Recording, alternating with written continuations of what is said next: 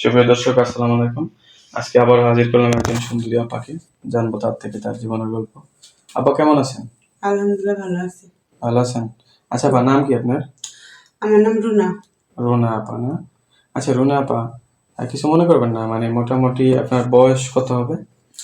আমার বয়স 33 বছর। 33 বছর? জি। ও, তাহলে মানে বিয়ে শাদী হয়েছে? হ্যাঁ, আমার বিয়ে হয়েছে, আমি 9 বছর সংসার করছি, তো আমার একটা মেয়ে আছে ছোট।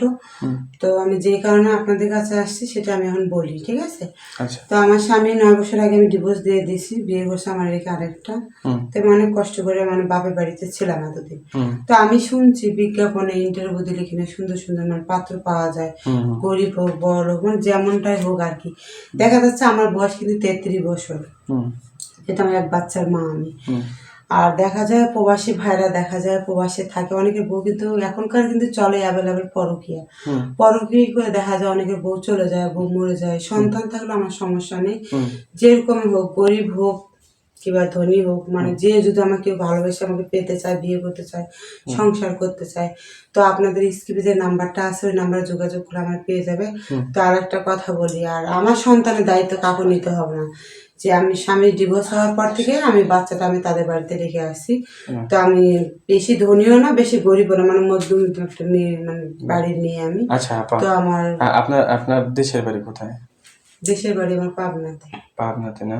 আচ্ছা, যদি কেউ আপনার জীবন সঙ্গী করে আপনাকে, হ্যাঁ, তাহলে কি মানে আপনি তার সাথে যে কোনো জায়গায় থাকতে পারবেন, তার বাড়িতে বা গ্রামে? হ্যাঁ, আমি উনি যদি রাখে ওনার বাড়িতে, আমি ওনার বাড়িতেই থাকবো। আর উনি যদি বলে যে উনি আমার বাড়িতে থাকবে, উনি আমার বাড়িতে থাকতে পারে। তো আমার তো মা নেই, বাবা নেই, মা আছে, তো অনেক বয়স, বাঁচবে আর কয়দিন।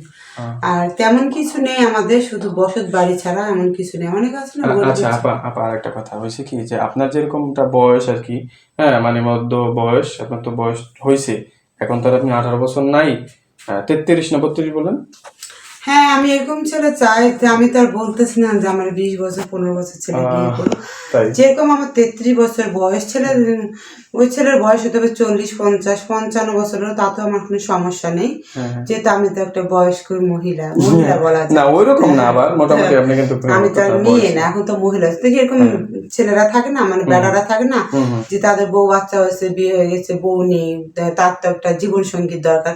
এরকম ছেলে হলো আমার কোনো সমস্যা নাই, তাহলে মানে কিন্তু আপনাকে ভালো একটা মনের মানুষ হতে আচ্ছা, হবে। মানে বিয়ে বসবেন আপনি, এই তো? সমস্যা নাই। আচ্ছা যাই হোক দর্শক, আপুটির গল্প আপনারা শুনলেন। তার একজন মনের মানুষ দরকার।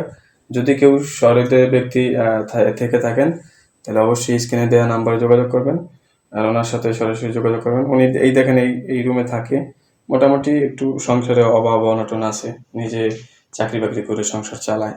যদি ওনার দায়িত্ব নিতে পারেন তাহলে হ্যাঁ, তো আল্লাহর কাছেও সবাই ভালো কিছু পাবেন নাকি?